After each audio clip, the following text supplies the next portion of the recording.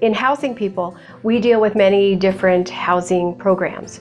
So they're not just exclusively Good Neighbor Alliance. They're housing veterans in the HUD-VASH program, which is a program that HUD and the Veterans Administration, or Veterans Affairs, has together.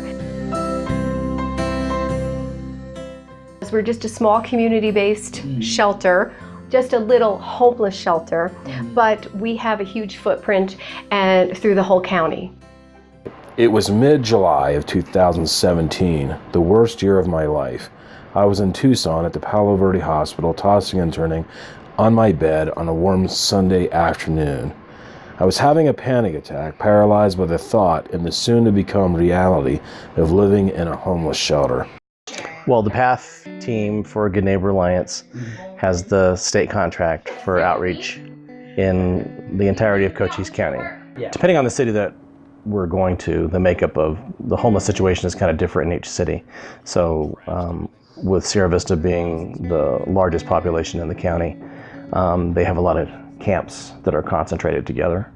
There are a lot spread out throughout the city, but there's a lot of camps that concentrate together, more so than any other city in the county. Then you go to places, smaller, like in Benson and things like that. The camps are more spread out.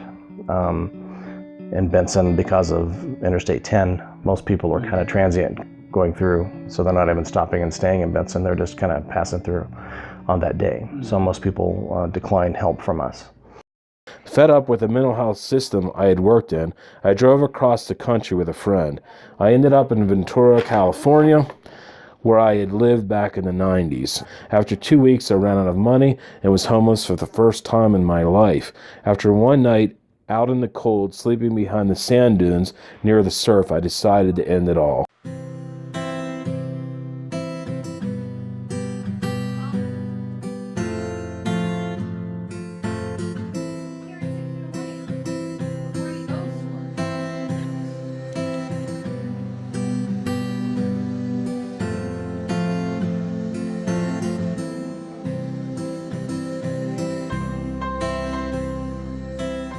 Ultimate goal of our program, well, actually both programs, but ours deals with ultimately housing. But at the same time, the PATH team deals with people that have seriously, that are SMI, seriously mentally ill. So we work with people in camps, get them hooked up with benefits and seeing a doctor and things like that. Yes, if we find somebody we think might be interested in our program, sometimes it takes 3 or 4 contacts with someone to agree to talk to us. So if we feel that somebody would be interested in the program and they're out in Wilcox, then we'll go out there every week. We have housed 3 different people from Wilcox that way.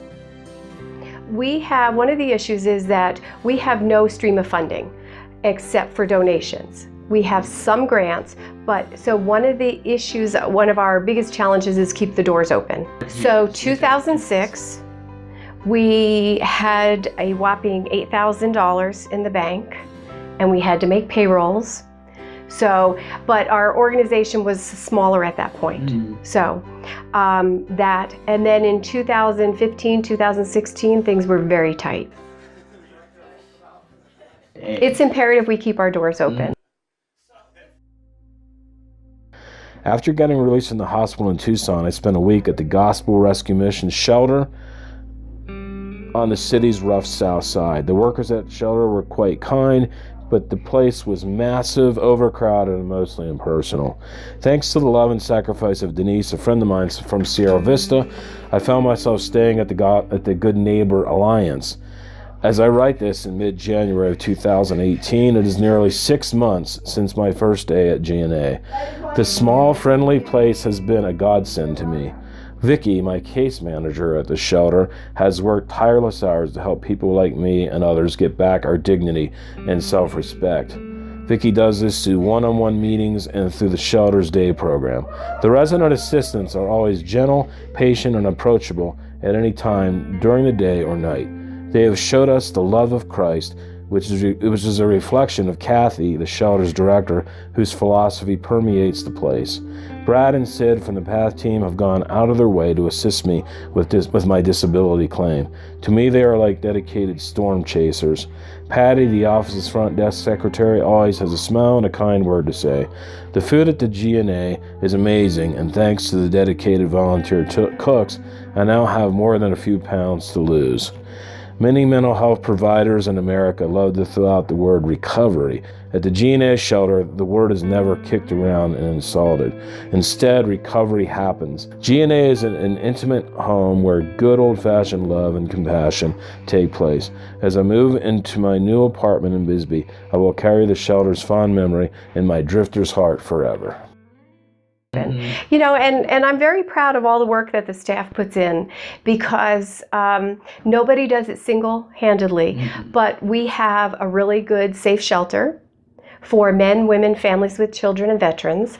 We have a robust case managing program, and then we've started our day program. One of the things I'm most proud of with Good Neighbor Alliance is the way we've grown the programs.